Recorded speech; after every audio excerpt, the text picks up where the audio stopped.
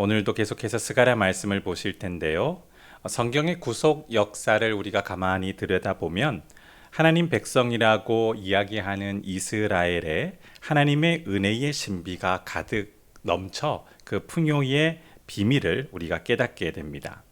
그런데 어떤 때는 하나님의 은혜의 신비가 이스라엘 가운데 가득 넘치기도 하고 어떤 때는 참 빈곤한 상황이 발생되기도 합니다. 풍요와 빈곤은 물리적인 요소라기보다 영적 상태를 의미하는데요. 하나님의 구속 역사 속에 이스라엘은 하나님을 섬길 때에 언제나 풍요로웠습니다. 그러나 하나님을 섬기지 않을 때에 그들은 빈곤해졌습니다. 하나님을 잘 섬기면 부자가 된다. 하나님을 잘 섬기지 못하면 또 가난해진다라는 뜻이 아닙니다. 말씀드린 대로 영적 풍요와 영적 빈곤을 표현하는 말들입니다. 왜냐하면 이스라엘은 거룩한 나라라는 호칭을 들었는데요. 하나님이 거룩하시며 그 거룩함을 이스라엘이 주변에 알려야 했던 것이죠. 그래서 이스라엘이 하나님을 경외하며 하나님의 거룩함으로 풍성했을 때 그는 영적으로 충만하였고 그가 하나님의 거룩함을 훼손했을 때 그들은 영적으로 빈곤해졌던 것입니다.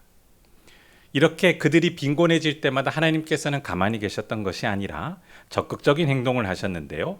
정결하게 하는 은혜의 행동을 그들에게 나타내셨죠. 그래서 이스라엘이 거룩한 나라로 다시 영적 풍요를 지키도록 역사하셨습니다. 그런데 이렇게 하나님께서 자기의 백성을 씻는 이 정결하게 하는 행동을 요구하셨을 뿐만 아니라 그가 직접 이스라엘에게 시행하신 이유는 하나님이 거룩한 분이시며 이 거룩함을 누가 닮아야 했을까요? 이스라엘이 이 거룩함을 유지해야 했기 때문에 그렇습니다. 오늘 우리가 읽은 이 본문도 하나님의 거룩하심이 드러나는데 어떻게 성도와 교회가 거룩함을 충만하게 할 수 있을까? 이 이유에 대해서 오늘 본문이 그 답을 우리에게 알려줍니다. 거룩함을 유지하기 위한 하나님의 지혜의 방법은 정결의식이었습니다. 이 정결은 행위적인 요소뿐만 아니라 그의 온 인격을 정결하게 하는 것과 같습니다. 구약 성경을 보면 곳곳에 정결의식이 많이 기록되어 있는데요. 이 정결하다는 것은 자기의 몸도 깨끗하게 한다라는 의미도 있지만 무엇보다 중요한 것 꼭 기억하십시오. 관계적인 정결입니다. 어떤 정결이라고요? 관계적인 정결. 하나님 백성의 정결한 상태는 하나님과 거룩함이 유지되어야 하는 것입니다. 하나님은 영원히 함께 하시기 위해 본인은 스스로 거룩하십니다. 그럼 누가 거룩해야 할까요? 그의 자녀들인 우리가 영원히 거룩해져야 됩니다. 그래서 필수적인 요소로 우리의 거룩함을 이루셨던 것이죠. 그리고 영원히 함께 사는 것을 기뻐하셨습니다. 이 권능의 역사를 지금도 이루어 가십니다. 오늘 저녁 스가랴 선지자가 외친 하나님의 이 거룩한 행동인 정결하게 하는 은혜가 무엇인지 살펴보며 우리에게 적용된 구원의 은혜의 충만함을 찬미하고 하나님의 뜻이 지속되기를 기도하는 저와 여러분 되길 주님의 이름으로 축원합니다. 우리 7절 말씀을 다시 한번 읽으실까요? 함께 7절 말씀 읽겠습니다. 시작. 만군의 여호와가 말하노라. 칼아 깨어서 내 목자 내 짝된 자를 치라. 목자를 치면 양이 흩어지려니와 작은 자들 위에는 내가 내 손을 들이우리라. 아멘. 하나님은 하나님의 백성들과 관계적인 정결을 유지하고 또 회복하기 위해 구체적인 행동을 하셨는데요. 스가랴 선지자는 그 구체적인 행동을 7절에 이렇게 얘기합니다. 만군의 여호와께서 말씀하시죠. 칼아 깨어서 어떻게 하라고 하십니까? 내 목자 내 짝된 자를 치라. 이 내 목자 내 짝된 자는 누구일까요? 목자입니다. 하나님의 목자입니다. 하나님의 목자를 칼이 내리치면 어떤 현상이 나타납니까? 양이 흩어지게 됩니다. 목자가 사라져 버렸기 때문이죠. 그리고 작은 자들 위에는 내가 내 손을 들이우리라. 이 말씀을 인용한 신약 성경 구절이 있는데요. 마태복음에 나와 있습니다. 예수님께서 제자들과 마지막 식사를 하시고 기도하러 가시며 제자들과 대화하실 때에 십자가 사역 앞에서 이 스가랴 성경 구절을 인용하셨는데 화면을 한번 보실까요? 마태복음 26장 31절 함께 읽겠습니다. 시작. 그때에 예수께서 제자들에게 이르시되 오늘 밤에 너희가 다 나를 버리리라. 기록된 바 내가 목자를 치리니 양의 떼가 흩어지리라 하였느니라. 아멘. 마태가 저 말씀을 기록하셨을 때 이 목자는 누구를 생각했을까요? 예수 그리스도입니다. 하나님은 정결하지 못하고 하나님과의 관계가 뒤틀려 버린, 단절돼 버린 자신의 자녀들을 정결하기 위해 첫 번째 행동으로 칼을 누구에게 내리치셨습니까? 목자에게 내리치셨습니다. 이것이 하나님의 백성을 정결하게 하는 구속의 은혜입니다. 왜 하나님의 목자가 고통스러워야 할까요? 그분은 죄를 짓지 않으셨습니다. 그분은 정화할 필요가 없습니다. 오히려 정화의 대상자는 이스라엘이며 하나님의 백성들입니다. 우리는 도저히 이해할 수 없는 이 처결에 대해서 왜 죄가 없는 정결을 필요로 하지 않는 그가 고통받아야 하는지 설명할 수 없습니다. 하나님의 목자는 무엇 때문에 정화시키는 고통을 자신이 받으셔야 했을까요? 우리의 죄를 깨끗하게 하기 위하여라는 사전적인 답을 내릴 수 있지만 앞서 말씀드린 대로 하나님의 정화는 관계를 정화시키는 역사입니다. 하나님의 목자는 이 뒤틀어진 관계를 정화시키기 위해 하나님의 칼이 내려치는 고통을 받아들였습니다. 왜냐하면 이것이 하나님의 성실한 사랑이기 때문에 그렇습니다. 하나님의 진리, 진심은 성실한 사랑과 연결되어집니다. 성실한 사랑은 진실된 사랑입니다. 당신을 사랑합니다라고 우리는 이야기할 때에 이 사랑이 어떻게 증명되는지 아십니까? 이 진실이, 이 진심이 어떻게 증명되는지 아십니까? 성실한 모습을 통해 증명되는 것입니다. 예수님은 성실한 사랑으로 하나님 백성을 거룩하게 정화시키기 위해 고통을 스스로 받아들이셨습니다. 전혀 거기에 대해서 책임질 필요가 없는데 사랑하시기 때문에 그 고통을 성실하게 감당하셨습니다. 부부가 사랑하여 결혼을 하고 평생을 함께 살아가는 건 어떤 사랑 때문에 그렇게 함께 사는 걸까요? 왜 대답을 못 하십니까? 부부가 진실되게 서로를 사랑하는 줄 믿습니다. 그 진실함은 어떻게 증명되는지 아십니까? 성실함입니다. 책임감이기도 하죠. 평생을 당신과 함께 살아가는 것으로 나의 진실된 사랑이 증명되는 것입니다. 하나님은 지금 그 행동을 하시는 겁니다. 하나님의 백성은 하나님을 경외해야 하지만 진심을 다해 섬기려고 하지만 죄인인 우리는 그 성실함을 지키지 못합니다. 영원한 관계가 깨어지는 아픔을 하나님은 지켜보시며 이 모든 것을 회복할 수 없는 무능한 그의 백성을 향하여 부정한 죄를 제거하기 위해 하나님이 성실한 마음으로 그 성실한 사랑으로 정화의 고통을 감내하셨던 것입니다. 베드로의 예를 한번 들어보겠습니다. 베드로, 그는 진심을 다해 예수님을 따랐습니다. 마태복음 26장 32, 35절 화면을 한번 보여주실까요? 그가 이렇게 호언장담하는 것을 잘 알고 계시죠? 제가 읽어보겠습니다. 그러나 내가 살아나는 후에 너희보다 먼저 갈릴리로 가리라. 예수님이 이렇게 말씀하셨습니다.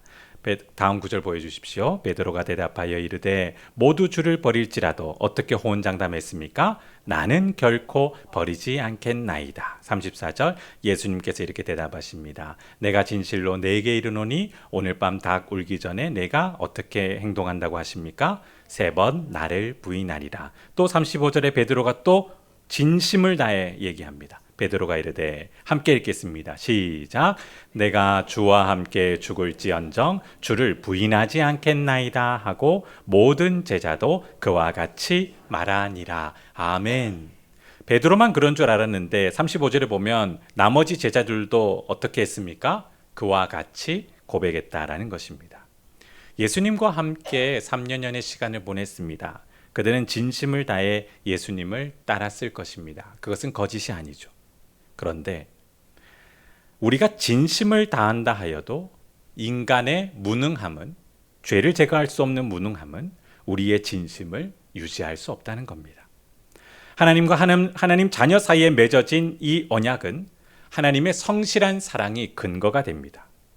하나님도 성실하셔야 되지만 우리도 성실해야 합니다. 그러나 하나님은 진리시며 진심을 다하셔서 성실히 지키셨지만 사람이 진심을 다하였지만 진실되지 못하여 성실하지 못했던 것이죠.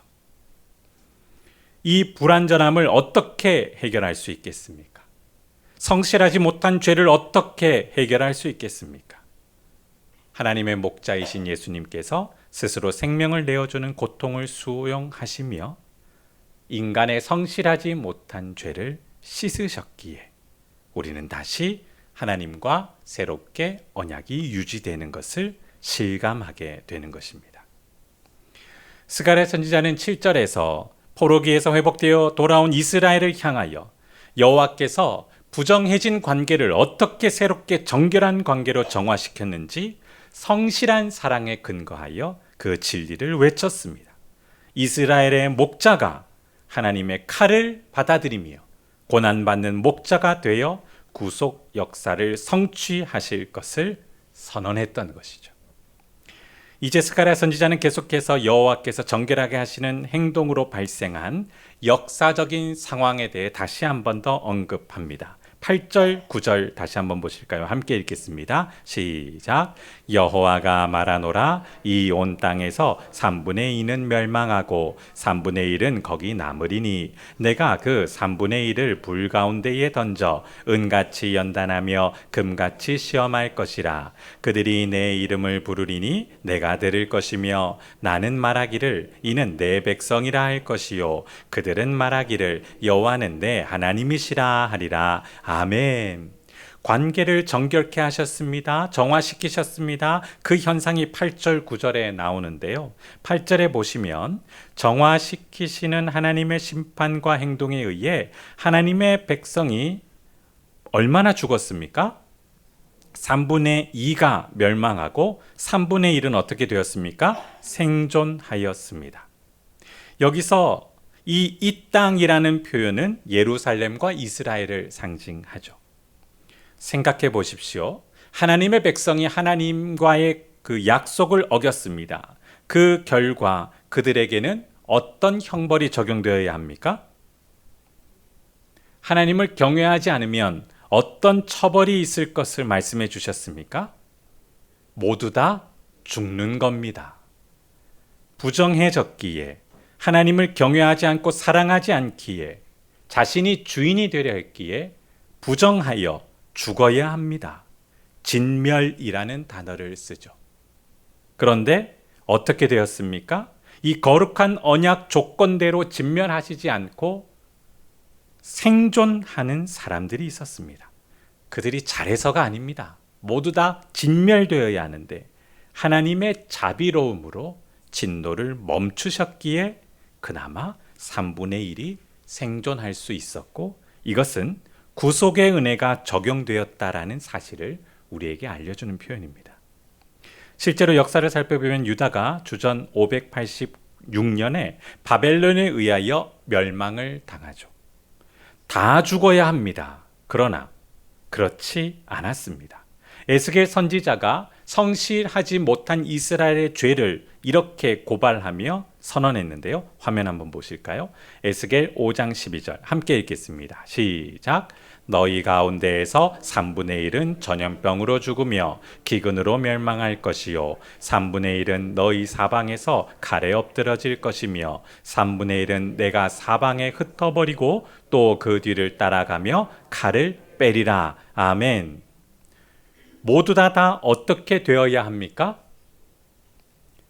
말씀을 다시 보여주실까요? 3분의 1은 어떻게 죽었습니까? 또 3분의 1은 어떻게 되었습니까? 사방에 칼에 엎드려졌습니다. 또 3분의 1은 어떻게 되었습니까? 사방에 흩어져 살 수 있었던 것 같습니까? 또 그 뒤를 따라가며 어떻게 된다고 합니까? 칼을 빼리라. 결국 어떻게 되어야 합니까? 다 죽어야 하는 겁니다. 그런데 하나님은 자기 백성을 정결하게 하시며 진노를 멈추어 이 빼어든 칼을 어떻게 하셨습니까?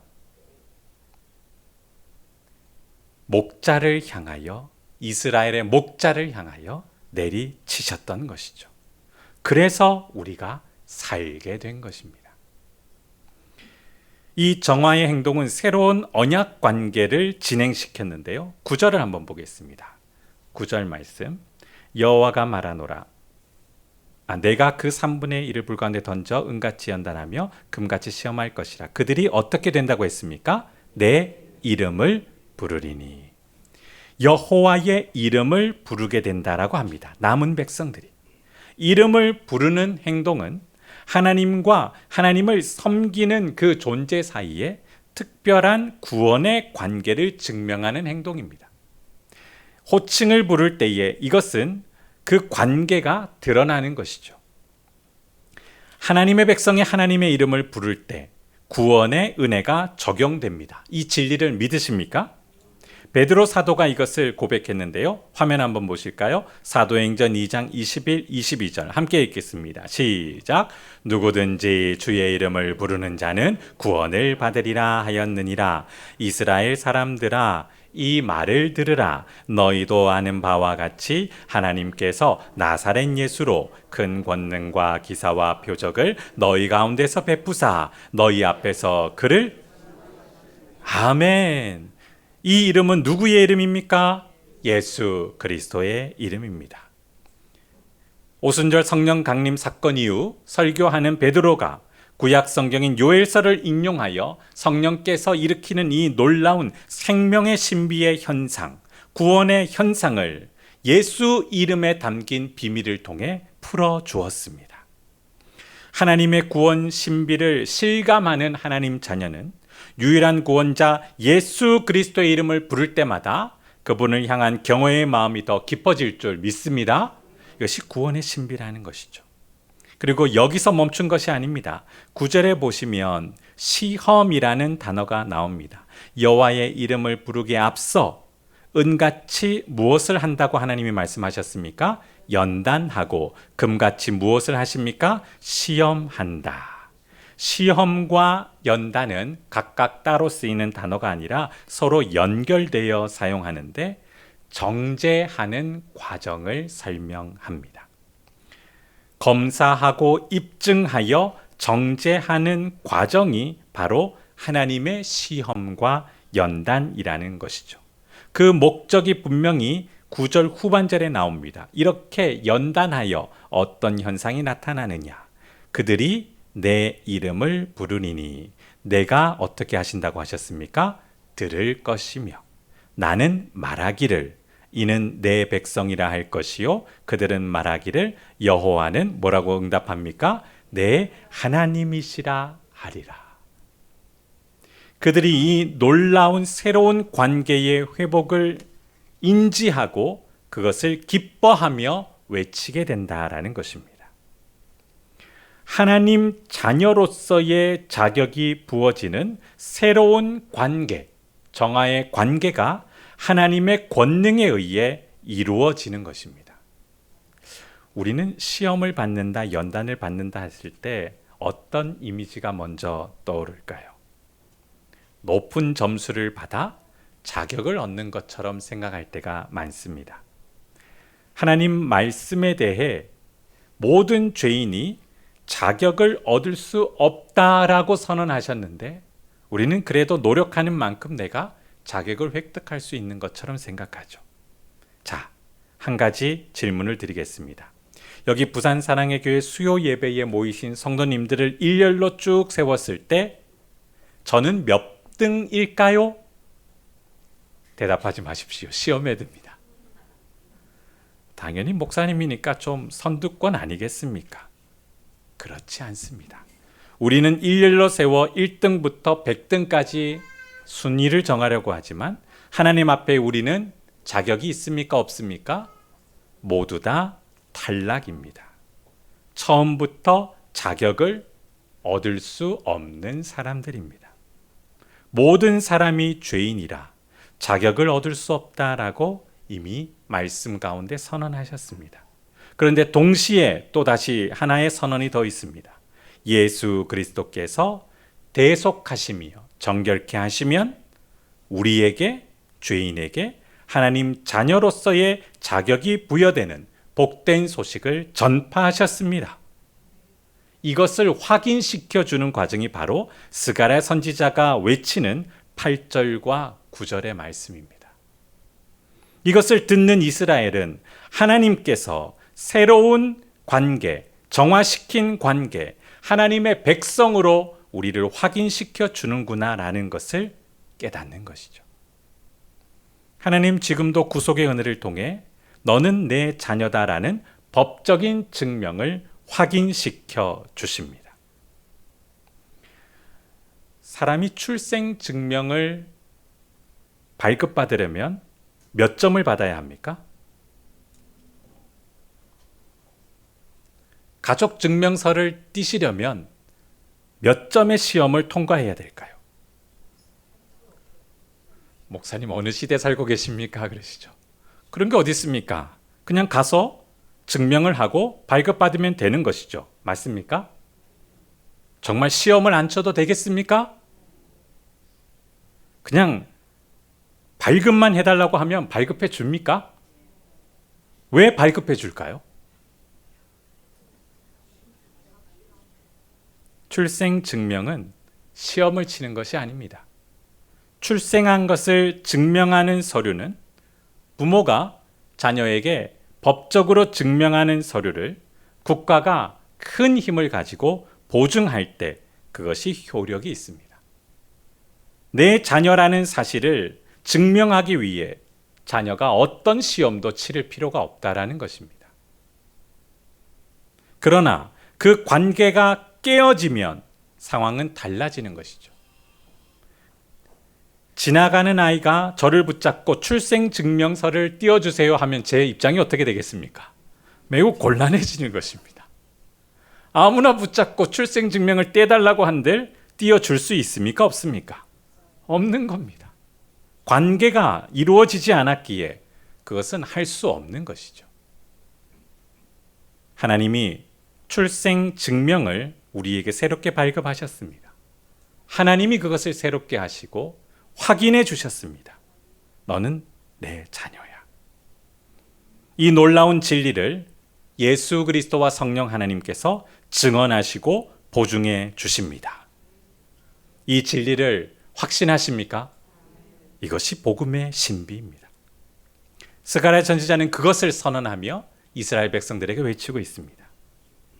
이제 새로운 관계로 정화하신 그 현상에서 실제 우리에게 어떻게 적용이 되어지며 어떤 은혜가 있는지를 마지막 살펴보고 마치겠습니다. 새롭게 창조된 거듭난 신비의 은혜가 충만해지면 이 기쁨과 감격은 공유되어집니다.